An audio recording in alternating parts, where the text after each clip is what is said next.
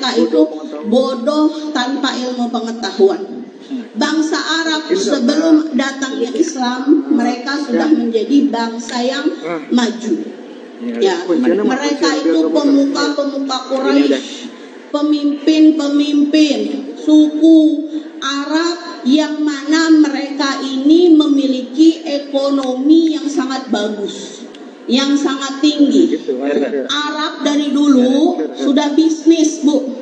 Kalau kita bisnisnya di WA, di depan rumah buka warung, ya, di Shopee. Kalau Arab bisnisnya dari zaman dahulu kala sudah nyampe ke Syam, ya, Syria, sudah nyampe sampai ke Roma, ya. Di saat bangsa Eropa masih terbelakang, orang Arab itu sebenarnya sudah maju.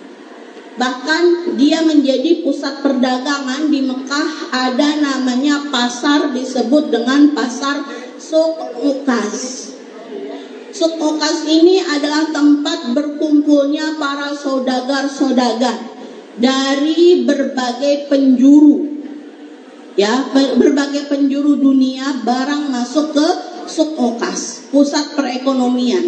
Di sana juga mereka membaca syair-syair. Orang Arab tuh suka syair, ya, kata-kata indah. Makanya jangan heran kalau kita lihat orang Arab tuh banyak penyanyinya bagus-bagus suaranya, ya, karena memang mereka dari leluhurnya mereka suka dengan yang namanya kata-kata indah, ya. Nah, kenapa mereka disebut dengan orang Arab jahil? Karena lijahlihim anid dini wat tauhidi. Orang Arab sebelum Islam yang disebut orang jahil itu adalah mereka yang jahil karena mereka tidak mengetahui agama Islam dan tidak mengetahui agama tauhid. Saat itu belum datang Nabi Muhammad SAW. Memang masa fatrah, ya, kosong saat itu. Tapi saat itu orang-orang terbagi menjadi dua, yaitu ahlul khair wa ahlul asnam. Orang-orang yang berbaik, yang tetap beribadah, yang tetap bertauhid, mereka mengikuti ajaran dari Nabi Ibrahim alaihi salam. Turun menurun, tetap mereka melanjutkan ajaran Nabi Ibrahim alaihi salam. Tapi yang jahil ini, yang ahlul asnam, mereka ini mengikuti siapa? Dedengkotnya Abu Jahal, ya, mereka menyembah berhala dan lain sebagainya. Kehidupan Arab juga saat itu terbagi menjadi dua, yaitu ahlul hadar dan ahlul badiyah. Ahlul hadar ini adalah orang yang tinggal di kota-kota. Kehidupan mereka biasanya dari industri, ya, kemudian perdagangan dan lain sebagainya. Adapun ahlul badiyah, nah, ini juga ibu sering kan dengar Arab Baduy. Nah, jadi Arab ada yang jahil, bukan Arab yang sekarang yang bertauhid, yang beragama Islam. Arab yang tidak mengenal agama Islam dan tidak bertauhid. Kemudian ada lagi Arab Baduy. Siapa ini Arab Baduy? Adalah orang-orang Arab yang tinggal di pelosok-pelosok, di gurun-gurun. Mereka ini hidupnya tirhal, pindah-pindah, ya, dari satu tempat ke tempat yang lainnya. Dan mereka ini hidupnya dari manabitil ushbi, dari pepohonan saja yang tumbuh di sekitarnya. Mungkin ibu bapak pernah umroh atau haji zaman beberapa tahun yang lalu, 5 atau 10 tahun yang lalu, yang mana kita suka berhenti di mana tuh yang minum susu onta? Hudaibiyah. Siapa yang pernah datang ke tempat itu minum susu onta? Nah, pernah kan? Itu kayak di gurun gitu, kemudian ada cuma tempat-tempat duduk pakai pelepah-pelepah korma, kemudian orang-orangnya juga, ya, tidak seperti yang ada di kota Makkah dan Madinah. Nah, sekarang udah nggak ada lagi tuh, ya, sudah jarang, ya, dikunjungi, nggak tahu, kayaknya udah nggak ada lagi. Kenapa? Karena mereka ini biasanya adalah orang-orang Baduy yang hidupnya berpindah-pindah, ya. Ketika di satu tempat ini ada sumber makanan, maka mereka akan tinggal di situ. Ketika sudah habis, mereka akan pindah ke tempat lain, mencari ke tempat lain. Ya, ini adalah golongan orang-orang ahlul badiyah. Ya. Kemudian Bapak dan Ibu sekalian, selain sejarah yang perlu kita perhatikan, ya, kita nanti insya Allah akan mengunjungi 2 kota suci, yaitu Mekah dan Madinah. Tambahannya lagi, insya Allah ziarah akan ibu-ibu pergi ke kota Taif. Ya, Mekah ini adalah tempat kelahirannya Nabi Muhammad Shallallahu Alaihi Wasallam.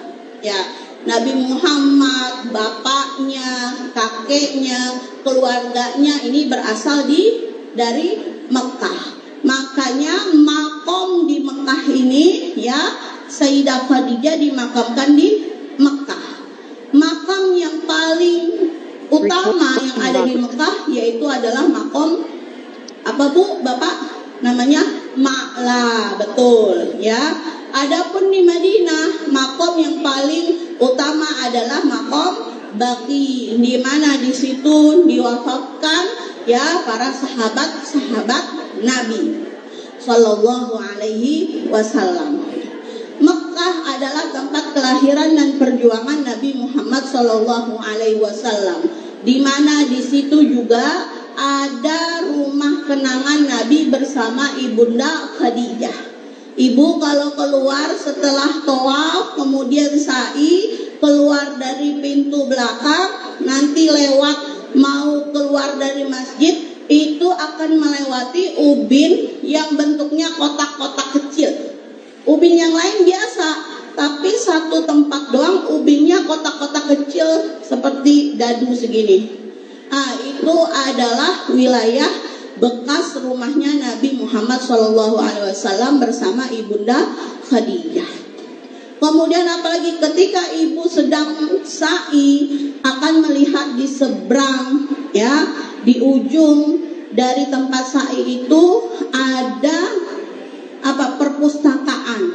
Nah, perpustakaan itu adalah tempat lahirnya Nabi Muhammad Shallallahu Alaihi Wasallam.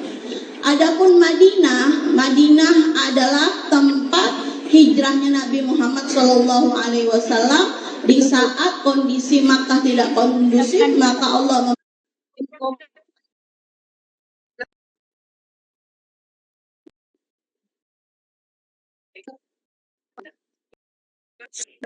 menolong umat Islam, menolong agama Allah, ya, menyambut dengan sukacita.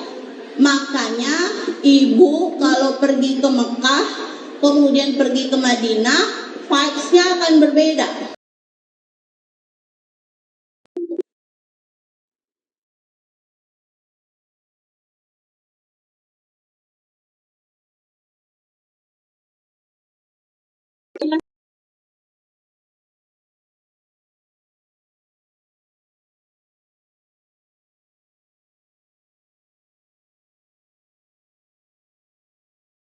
Menemui orang-orang Arab suaranya kenceng-kenceng, askarnya suaranya kenceng-kenceng, jangan heran.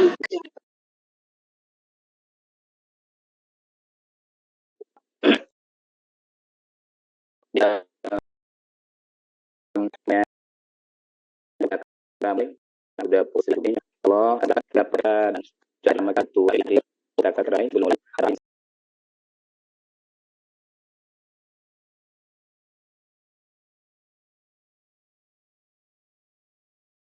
Jadi hal yang biasa.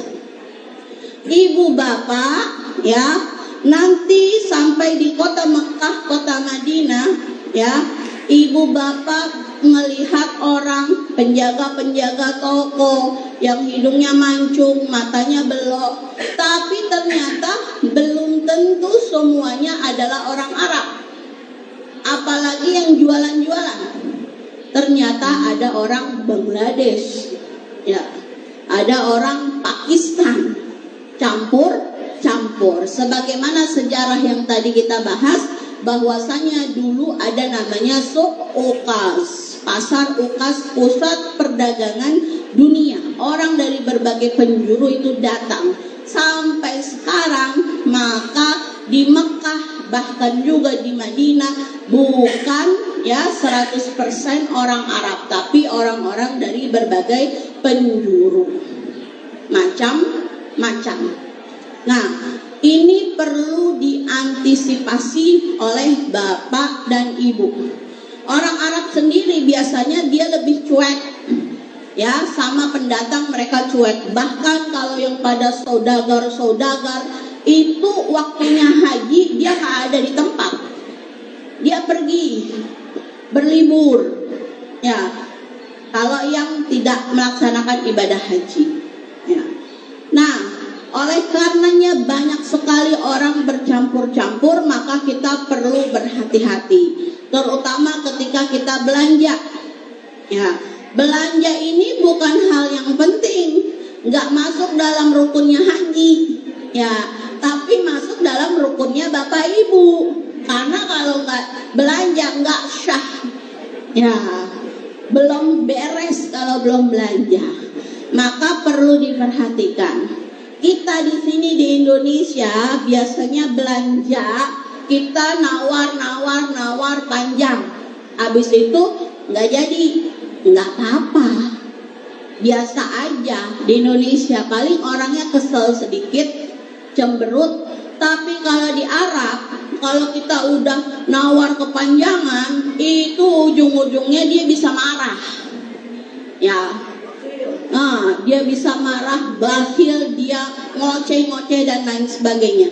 Jadi sebaiknya kalau mau harga yang lebih murah, tanya sebentar, habis itu pergi ke toko yang lain perbandingan harga. Ya, jangan berlama-lama di satu toko.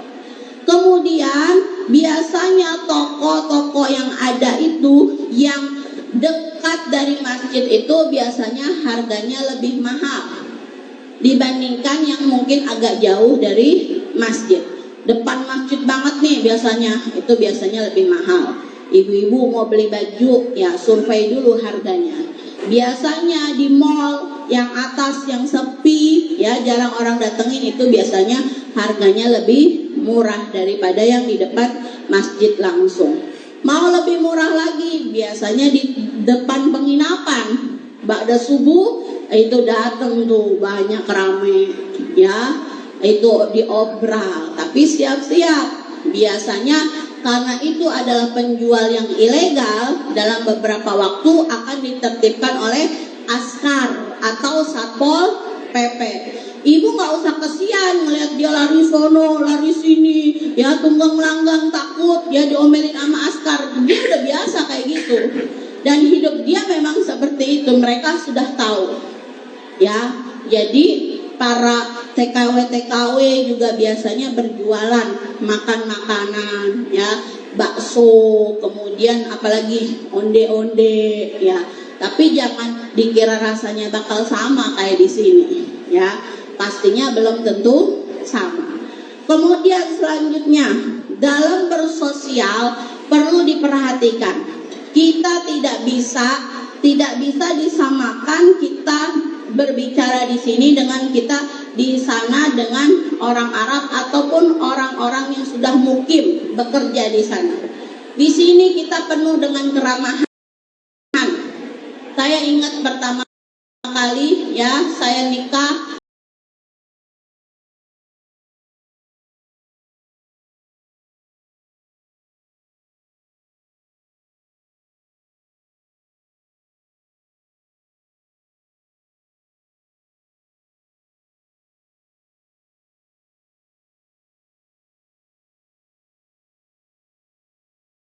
di warung sini itu bilang assalamualaikum bu, ada es batu nggak bu, ya kayak gitu. Jadi perbedaan budaya itu berpengaruh. Sekali lagi besoknya dia pergi ngomong begitu, assalamualaikum bu, ada es batu nggak bu, dilayanin, ya. Nah, kita ini penuh dengan sosial yang bagus, ya. Kita pergi ke Arab, Mekah,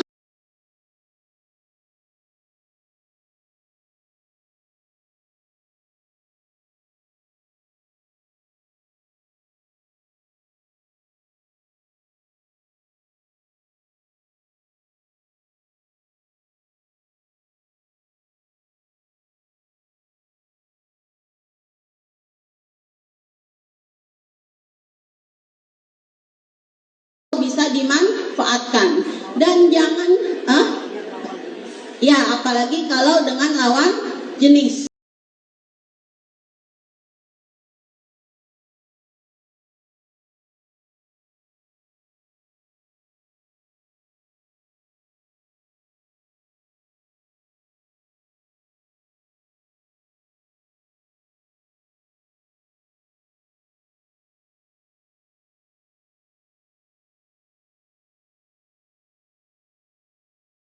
Orang Bengali, itu maksa banget ya. Kemudian ibu-ibu yang mungkin udah ancang-ancang mau beli emas,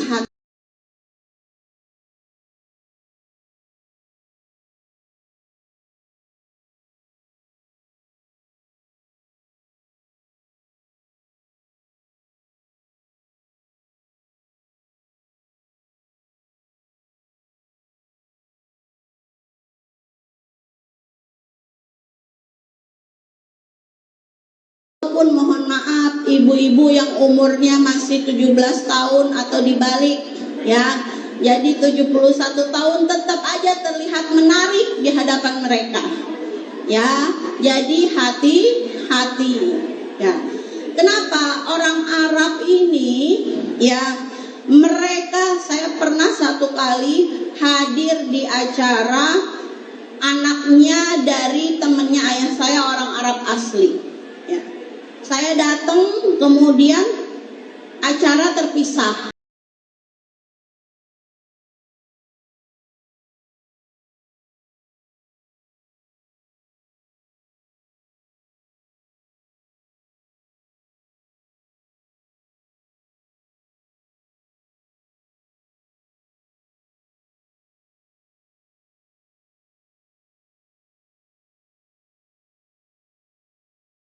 Jadi keluar mereka tuh memang benar-benar tertutup. Tapi di dalam mereka itu cuma gaya di antara sesama mereka aja, sesama perempuan aja. Laki-laki ya lebih bebas, perempuan dengan sama perempuan aja. Jadi kalau ada perkumpulan mereka pakai baju abaya, ternyata di dalamnya bajunya macem-macem.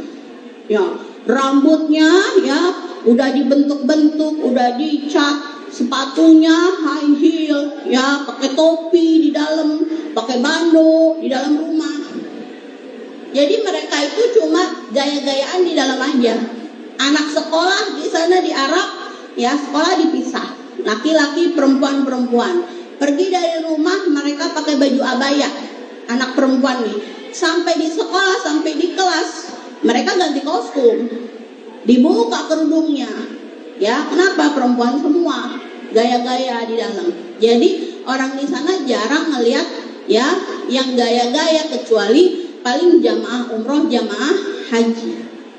Nah, oleh karenanya maka kita perlu berhati-hati. Itu salah satu hal yang perlu kita perhatikan dari segi sosial ya, dan juga dari segi tata cara berbelanja. Kemudian usahakan ya, pergi kemana-mana, ibu-ibu terutama ya, jangan sendiri, pergi bersama teman atau bersama dengan suaminya ya. Kemudian ini kejadian nih, biasanya ya waktu haji karena waktunya panjang ada aja promo-promo. Pernah satu kali ya datang orang berita masuk ke penginapan, ke hotel ya, ada bakso gratis, ayo turun semua. Turun dah tuh nenek-nenek yang lagi lemes juga dia turun ya. Padahal sebelumnya nggak pergi ke masjid, tapi ketika dengar ada bakso gratis dia turun, saking pengen makan bakso ya. Udah sampai ke bawah, tahu-taunya apa? Ternyata baksonya beli satu gratis satu. Udahlah pada kagak pada bau duit ya. Jadi banyak hal-hal yang hoax juga ya.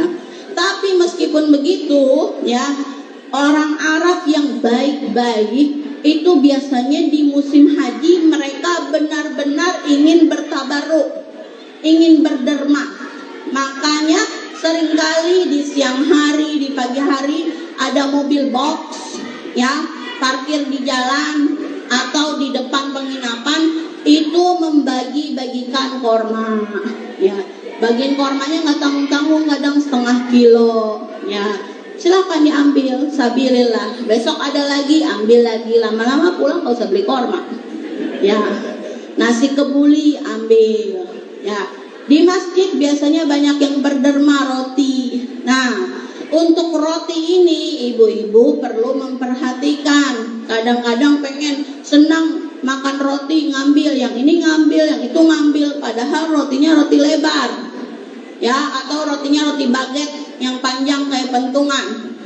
Akhirnya sampai di penginapan tidak kemakan. Kenapa? Karena ternyata rotinya tidak sesuai. Orang Arab ini makan roti sebagai makanan pokok, dicelup dengan yogurt.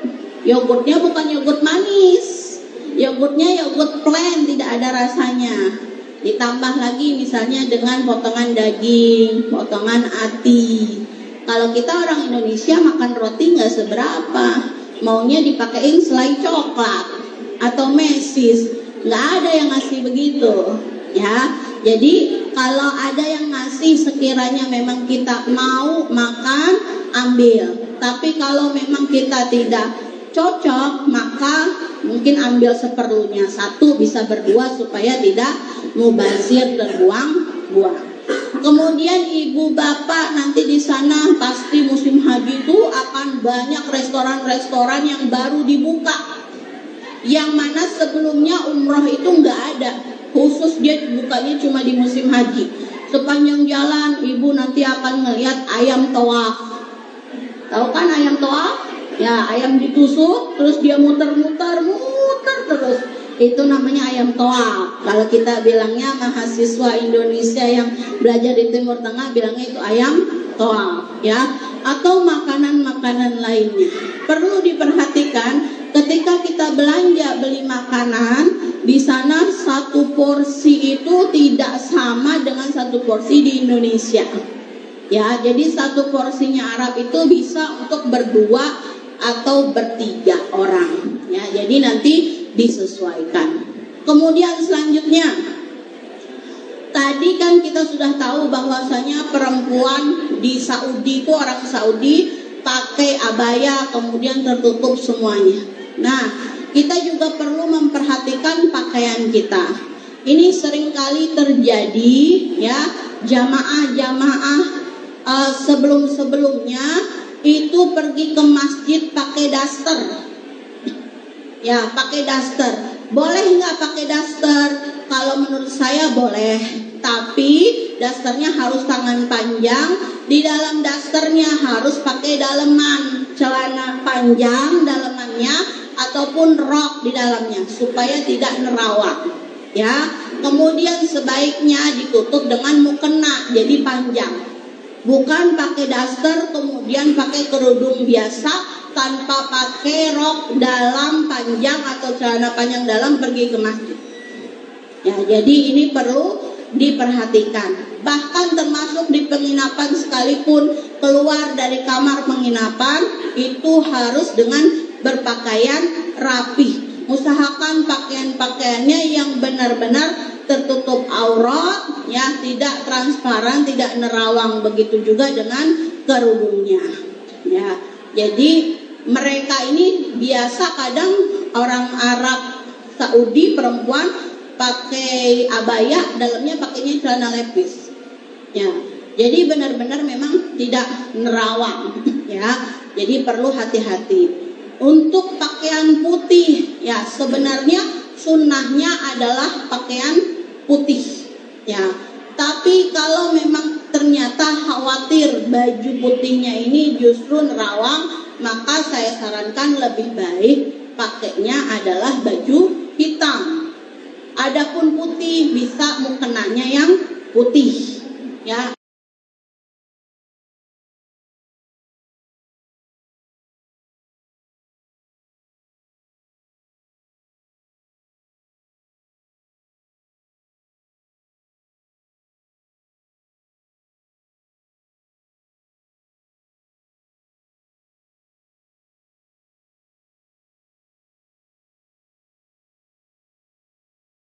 Juga perlu diperhatikan, usahakan mukenanya itu jangan yang terlalu banyak bordir, ya. Dan hati-hati jika bordirnya itu ternyata bolong. Misalnya di sini di bagian leher ada hiasan bordir. Bordirnya itu bolong-bolong. Nah, itu termasuk tidak tertutup aurat sempurna, walaupun hanya bolong-bolong bordir. Nah, jadi usahakan diperhatikan untuk semuanya. Ya, itu tadi sudah tentang sosial, ya, kemudian tentang apa lagi? Ya, tentang makanan, ya. Nah, nanti ibu bapak makan makanan dari negara ya, dikasih 3 kali sehari apa enggak? 3 kali sehari, ya. Tapi juga tetap siap sedia ya.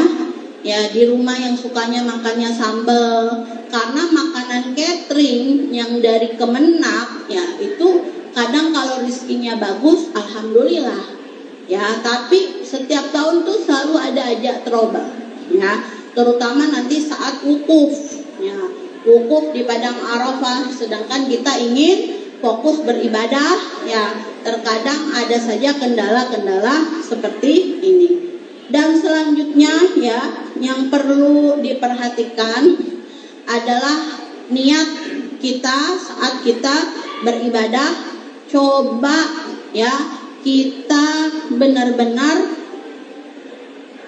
fokuskan niat kita untuk beribadah ya. Untuk berbelanja ini biasanya akan menjadi godaan yang sangat besar ya di sana. Nah, ini sudah diancang-ancang dari sekarang supaya pressure belanjanya dikurangi. Ya, ini kan biasanya kadang ibu-ibu jangan belanja dulu ya. Iya, kita berangkat dulu. Jalan Ustadz Alun. Pas sudah sampai sono, nengok ke belakang udah hilang beberapa orang. Ya, ada yang mampir di jalan. Sampai pernah Bu, ada satu kali jamaah kita, ya dia bilang sama suaminya, saya nggak mau belanja banyak-banyak, saya mau fokus ibadah. Ya, duitnya semua dipegang suaminya, dia nggak mau megang duit. Tapi ketika ziarah, ya ketika ziarah tahu-tahu melihat barang bagus, akhirnya dia minjem duit sama Ustadz Alun. Kata suaminya, katanya nggak mau belanja, duit dipegang saya semua. Nggak taunya dia malah minjem sama Ustadz Alun. Ya. Ini hal kecil belanja tapi mengganggu. Ya, mengganggu ibadah yang harusnya kita sholat. Setelah sholat kita bisa wirid dulu, bisa memanfaatkan waktu. Tapi karena ada list yang akan kita beli, itu biasanya mengganggu. Pulang sholat mau pergi dulu. Ya. Kemudian sebelum sholat mampir dulu. Ini akan sangat mengganggu. Jadi usahakan bapak dan ibu memanfaatkan waktu-waktu di sana. Ya, nanti datang ke Mekah ya akan ada waktu ziarah. Datang ke Madinah akan ada waktu ziarah. Tapi saran dari saya, bapak dan ibu usahakan untuk berziarah tambahan selain yang disediakan oleh KBIH. Maksudnya apa? Seperti di Madinah. Di Madinah satu kali diajak berkeliling sama pembimbing, ya dikasih tahu ini makam Nabi Muhammad, ini makam Baqi, ini Masjid Al-Qomamah dan lain sebagainya. Usahakan besok waktu kosong, ba'da salat asar misalnya, itu biasanya waktu yang kosong. Pergilah jalan sebentar ya ke makam Nabi Muhammad SAW. Walaupun dari luar, apalagi kalau dari dalam, ya ke raudhahnya langsung, bisa lebih dari 1, 2, 3 kali itu akan lebih bagus. Kalau tidak bisa, cukup di depannya yang ada kubah hijau. Nah, di situ bisa Bapak Ibu berdoa. Assalamualaikum ya Rasulullah. Assalamualaikum ya Nabi ya Allah. Di situ ada sahabat Nabi juga. Siapa Bu? Sayyidina Abu Bakar As-Siddiq. Kemudian ada siapa lagi? Sayyidina Umar Khattab. Maka kita bertawassul. Apa itu bertawassul? Bertawassul adalah berwasilah, minta Nabi Muhammad SAW dan para keluarga serta sahabatnya untuk mendoakan kita. Beliau-beliau ini kan makomnya sudah tinggi, dekat kepada Allah. Kalau kita dosanya masih banyak, ya kan, maka kita minta didoakan, bertawassul. Ya, itu bukan sekali dua kali, tapi usahakan selama kita di sana sesering mungkin, ya, kita bisa melaksanakan ziarah. Kalau di Mekah, ya, ibu bapak, itu biasanya setelah maghrib atau isya itu banyak berjejer jenazah, ya, jamaah yang meninggal di Mekah yang disolatkan di Masjidil Haram. Biasanya kita kalau ngelihat jenazah tuh kayak wah gitu kan, ya. Nah, biasanya orang Indonesia pengen aja langsung ngapain, Bu? Kalau ngeliat kejadian pengen langsung ngeliat. Kalau udah ngeliat biasanya diapain orang Indonesia? Difoto, divideoin. Nah, khusus untuk jenazah yang ada di Masjidil Haram ini tidak boleh difoto, tidak boleh divideokan. Ya, kenapa? Kejadian saya sendiri. Ya, saya saking senengnya, kaget gitu loh, bisa melihat para jenazah yang meninggal disolatkan di Masjidil Haram. Saya langsung foto, langsung videokan. Habis itu saya langsung dimarahin, HP saya langsung diambil sama polisinya, disuruh periksa mana filenya, harus langsung dihapus, ya. Nah, itu usahakan jangan pernah terjadi. Begitu juga di bandara. Nah, di bandara ini biasanya kan kita saking senangnya baru datang, ya kan? Kita senang bikin status lah, sudah sampai di bandara Jeddah, kayak gitu kan? Atau kemudian foto, itu usahakan ya ketika sampai jangan ambil foto dulu, apalagi di imigrasi. Karena memang tidak boleh ambil foto ataupun video di imigrasi. Itu pasti akan langsung dimarahi oleh petugasnya, ya. Bisa jadi HP-nya akan disita. Kejadian juga pernah ada, ya, di Masjid Nabawi Madinah saat berziarah, ya, di depan makam Nabi, bukan di dalam, ya, di depan, tapi kemudian foto-foto berlebihan mungkin dan lain sebagainya. Akhirnya HP-nya ditahan beberapa lama sehingga harus ambil dulu, ya, dan itu butuh proses. Ya. Kemudian selanjutnya, doanya terlalu kencang, ya. Ini juga perlu diperhatikan, membaca doa, membaca Al-Quran selama di sana usahakan dengan suara yang pelan, ya. Kenapa? Karena mereka ini merasa terganggu kalau ternyata suara kita terlalu kencang, karena mereka semua juga ingin berdoa, ingin membaca Quran. Ya, ibu bapak, di Masjidil Haram, Masjid Nabawi ini orang macam-macam. Ada orang India yang modelnya nggak mau bangun kalau udah duduk. Kadang-kadang kita udah nempatin sop, tahu-tahu dia datang terlambat, dia main duduk aja di samping kita. Udahlah badannya gede, ya. Ada orang Arab yang modelnya main langkah-langkahin baik, pala kita dilangkah-langkahin, ya. Macam-macam orang yang begitu, sabar aja. Kalau nggak mau, pindah ke tempat yang lain, ya, pindah ke tempat yang lain. Biarin, daripada hati kita rusak, daripada kita jadinya kesel atau kita menjadi marah, maka mending kita pindah ke tempat lain, ya. Jadi macam-macam orang yang ada di sana, dan intinya sebenarnya ini adalah ujian dari Allah, melatih kesabaran kita. Kemudian yang perlu diperhatikan lagi juga, ya, adalah masalah kamar mandi. Biasanya ibu-ibu ini suka merasa insecure, ya, nggak tahu kenapa masuk ke kamar mandi ngajak temennya. Usahakan jangan pernah masuk dalam kamar mandi berdua, ya, walaupun dengan temannya. Ya, karena pertama khawatir juga najis terciprat, Ya, kemudian kedua ya memang tidak bagus masuk dalam kamar mandi berdua. Ya, jadi cukup satu orang satu aja. Ya.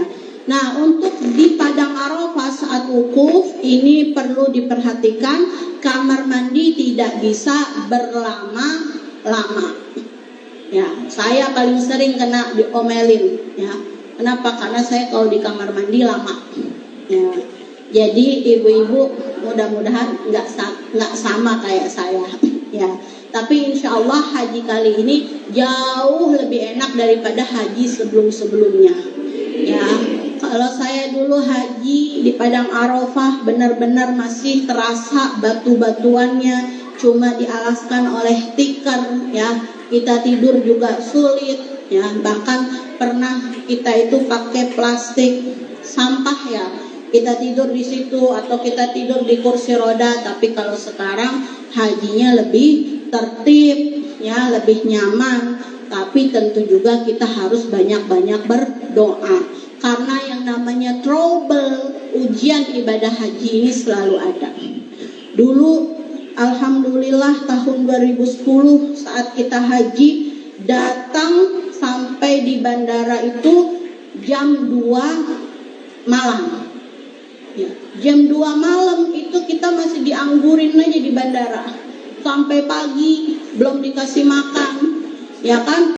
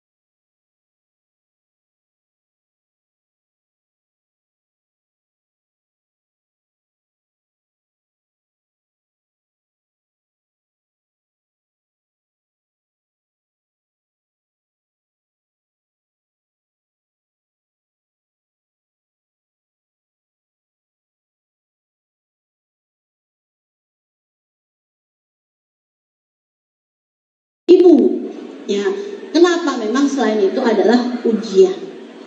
Ya, jadi nanti banyak-banyak saling memahami, terutama yang berangkat suami istri. Yang berangkat suami istri enak banget, dia berangkat suami istri enak bu, tapi ujiannya juga gede. Rata-rata yang berangkat suami istri, suaminya digodain, ya, malas pergi ke masjid, istrinya rajin. Habis itu nggak lama istrinya yang digodain, malas pergi ke masjid, ya, lakinya yang rajin. Begitu aja bolak-balik biasanya. Dan ini setiap tahun selalu ada aja trouble-troublenya. Ya. Bapak dan ibu niatkan untuk ibadah. Kalau sudah selesai pelaksanaan ibadah haji, udah selesai nih, udah wukuf, udah tahallul, udah tawaf, udah sa'i. Nah, bapak dan ibu yang suami istri, ya, kalau ada keinginan jangan diam-diam. Nih tahu-tahu yang lain jamaah pergi ke masjid, Ustazah saya nggak pergi ke masjid ya. Taunya lakinya nggak pergi ke masjid juga. Nah, ini sering yang begini nih, banyak nih, ya. Nah, kalau memang begitu, bilang ke pembimbing, karena biasanya mana Ustadz Fahri, ya, Ustadz Fahri biasanya tahu. Tembus Ustadz Fahri? Tembus nggak? Belum, nggak tembus. Biasanya itu ada namanya kamar barokah. Nah, tanya ke Ustadz Maklub, Ustadz ada kamar barokah nggak?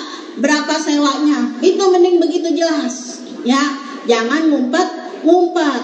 Soalnya ini banyak kejadian hal-hal seperti ini, sehingga akhirnya jadinya tidak enak satu sama lain, ya. Hah?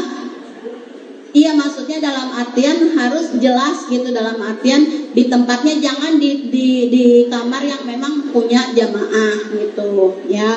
Jadi karena memang ada aturannya, dan banyak, mohon maaf, KBIH nanti ibu kan temukan ya, KBIH yang terkadang mohon maaf ke satu kamar itu campur laki perempuan, itu jangan kita tiru ya. Nauzubillah, itu merusak ibadah kita. Dan nanti ibu-ibu yang punya suami, yang punya istri, jangan masuk kamar istrinya. Begitu juga sebaliknya, jangan masuk kamar suaminya. Karena di situ ya, ada teman-temannya yang lain ya, yang ibu-ibu sama ibu-ibu, kemudian yang bapak-bapak sama dengan bapak-bapak ya. Jadi itu saja beberapa hal yang mungkin perlu diperhatikan. Pertama, masalah berbicara, kita perlu berbicara dengan tegas ya, kurangi bercanda, kurangi senyum-senyum ya dengan lawan jenis, kemudian berhati-hati dalam berbelanja, tidak terlalu lama menawar sehingga akhirnya akan menimbulkan kemarahan dari penjual. Lebih baik perbandingan harga saja ya. Kemudian berpakaian, usahakan memakai pakaian yang sesuai, tidak tipis ya, tidak nerawang dan lain sebagainya. Kemudian juga untuk keamanan ibu dan bapak, nanti ibu dan bapak mungkin punya tas kecil ya, yang biasanya dipakai untuk pergi ke masjid. Di situ juga ada uang, ada HP. Usahakan ketika wudhu, biasanya kita wudhu nih kan kerannya, di atasnya biasanya ada tempat untuk naruh, itu jangan pernah naruh tas di situ. Ya, usahakan meskipun berwudu tetap tasnya itu digantung di badan kita. Ya, saya kejadian, saya naruh di atas, kemudian dijambret sama orang dan dia udah langsung pergi. Itu di kamar mandi, udah nggak kelihatan karena mungkin dia pakai cadar.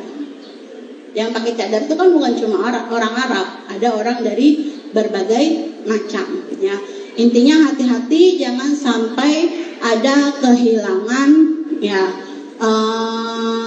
selama melaksanakan ibadah haji ya. Adapun kalau misalnya kehilangan sendal ya, itu memang hal yang biasa. Boleh dibilang nggak ada orang yang nggak hilang sendalnya selama ibadah haji, pasti ada aja orang yang hilang sendalnya ya. Kemudian jangan lupa untuk selalu berziarah selama berada di tanah suci Mekah dan tanah suci Madinah ya. Ini saja yang bisa saya sampaikan. Mohon maaf atas segala kekurangan. Wabillahi taufiq wal hidayah. Wassalamualaikum warahmatullahi wabarakatuh.